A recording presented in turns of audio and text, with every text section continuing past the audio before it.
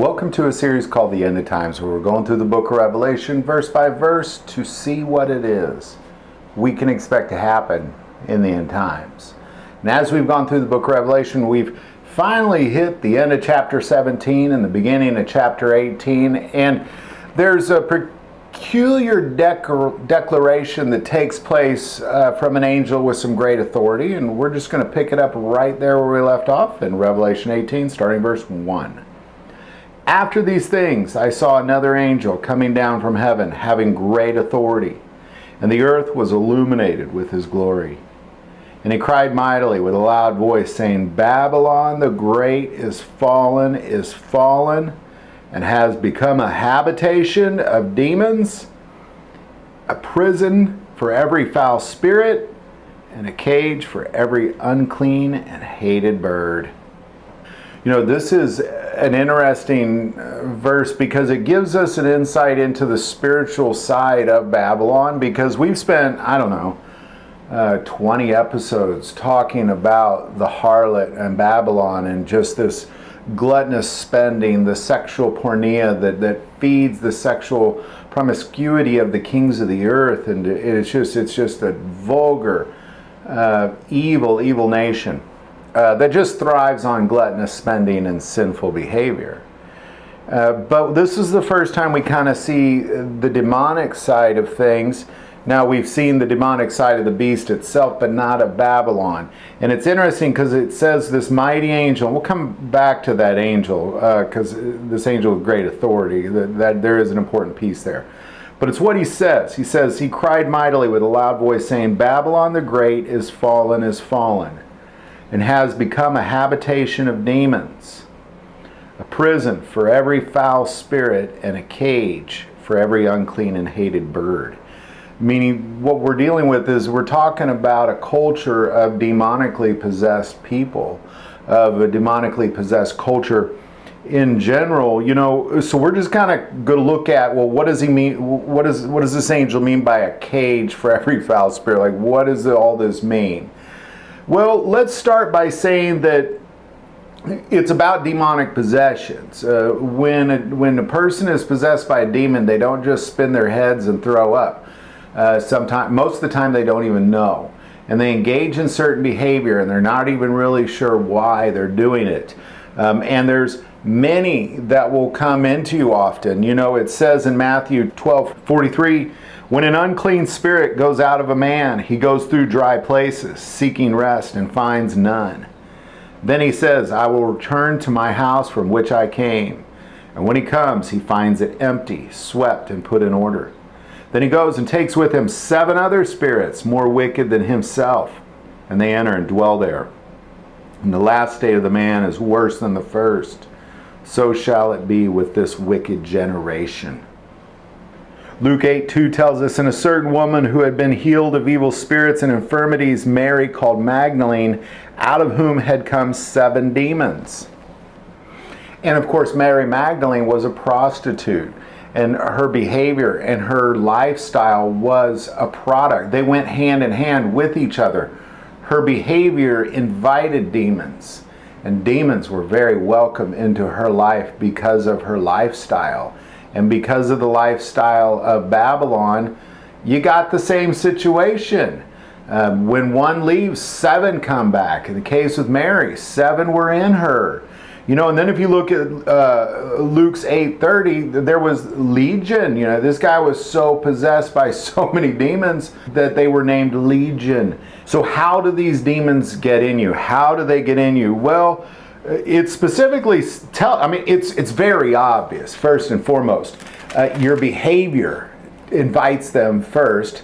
But it says of 1 Corinthians 10:21 or 10:20, but I say that the things which the Gentiles sacrifice, they sacrifice to demons and not to God. And I do not want you to have fellowship with demons. You cannot drink the cup of the Lord and the cup of demons. You cannot partake of the Lord's table and of the table of demons. So we sit at the table with demons and we drink from the cup of demons. And because of that, the demons are invited into your home. They're invited into your life. They're invited into your body. And they're invited into your country. And this country, Babylon, is a cage for demons. It's a habitation for demons. You know, it also says in 1 Timothy 4:1, now the Spirit expressly says that in latter times some will depart from the faith, giving heed to deceiving spirits and doctrines of demons, speaking lies and hypocrisy, having their own conscience seared with a hot iron. So Jesus went around casting out demons of people who, because of their lifestyle, because of their sinful nature, these demons were possessing them. They were inviting them in. Every time you watch porn, every time you lie, every time you steal, every time you do these things, you are sitting at the table and drinking from the cup of demons. Of course they're going to enter into you. And of course this country, because everybody in this country, churchgoers and otherwise, will generally say that all these things that I agree with that are sins, I don't think are sins. But if I disagree with them, then they are sins. In other words, if you don't look like me or you don't act like me, then you're a sinner. But as long as you act like me, you're not a sinner. And as a result, you're sitting, those people, they're sitting literally at the table and drinking from the cup of demons. And this country has become a habitation of demons and a cage for every foul spirit. It's not that complicated how this happens. If we look at Matthew 12:24, but when Pharisees heard it, they said, this fellow does not cast out demons except by Beelzebub, the ruler of the demons. But Jesus knew their thoughts and said to them, every kingdom divided against itself is brought to desolation. And every city or house divided against itself will not stand. And if Satan casts out Satan, he is divided against himself. How then will his kingdom stand? And if I cast out demons by Beelzebub, by whom do your sons cast them out? Therefore they shall be your judges. But if I cast out demons by the Spirit of God, surely the kingdom of God has come upon you. Because of this acceptance of the sinful lifestyle that the church has just embraced. Now they shun the sins they don't like or they disagree with, but man, they just love and embrace the sins that they love. And because of that, they are sacrificing to demons, literally sacrificing to demons. You know, in Deuteronomy 32:17, and as Moses kind of talked about the law before his death, it says in 32:17, they sacrificed to demons, not to God, to gods they did not know, to new gods, new arrivals that your fathers did not fear. Of the rock who begot you, you are unmindful and have forgotten the God who fathered you. The spirit of Babylon, the harlot, this nation, the harlot, it's a giant party. Everybody's feeling safe. They're spending gluttonously, and they're really enjoying themselves, deceived by the lie from Satan that they're just going to get they're just going to get raptured up, and you don't got it. Jesus is going to put a big old crown of glory on your head and say, "Good job, faithful servant," because you just enjoyed your gluttonous spending and sin and kick back, and you didn't help anybody. You just helped yourself. Good job. Good job. That, ladies and gentlemen, is sacrificing to demons. But it's even worse than that.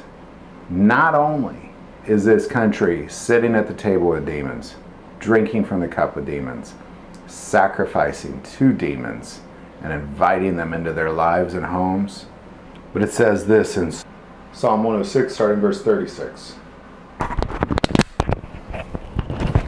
Psalm 106, starting verse 36. They served their idols, which became a snare to them.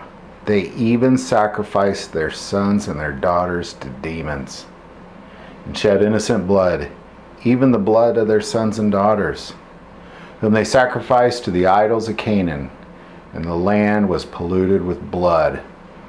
Thus they were defiled by their own works, and played the harlot by their own deeds.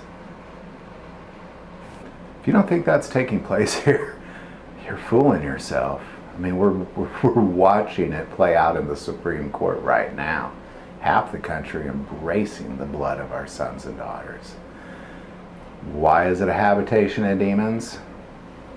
Sitting at the table with demons, drinking from the cup of demons, sacrificing to the demons, and sacrificing the blood of our sons and daughters to the demons.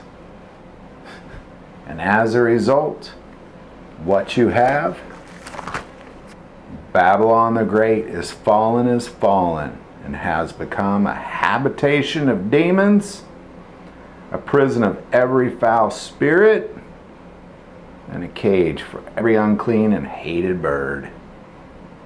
You know, this is a hard conversation to have, and we're going to stick with it. I just mostly want to, well, how did we become a habitation of demons? How did this happen? How did we become a prison for every foul spirit and a cage for every unclean and hated bird? How? That's how. It's important that we don't just act like we're victims. We're not victims. We invited it here, ladies and gentlemen. And most of America is continuing to embrace this invitation of demons. Meanwhile, some are still trying to cast them out. And these demons know who's who. You know, it's interesting because God knows the heart of man. But somehow demons understand this to some degree as well.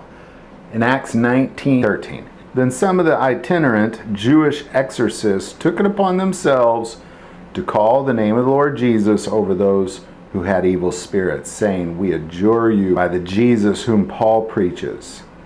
Also there were 7 sons of Sceva, a Jewish priest, who did so. And the evil spirit answered and said, Jesus I know, and Paul I know, but who are you? Then the man in whom the evil spirit was leapt on them, overpowered them, and prevailed against them, so that they fled out of that house naked and wounded. You know, demons are conscious beings. They're very aware of what it is they're doing, and they're very aware of who you are and who you represent. They know when the Spirit of God dwells within you, and if you're just talking smack.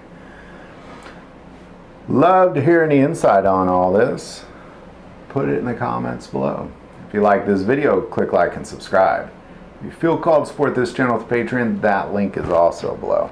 But the most important part of this channel is we take prayer requests, so please don't ever hesitate to send that in.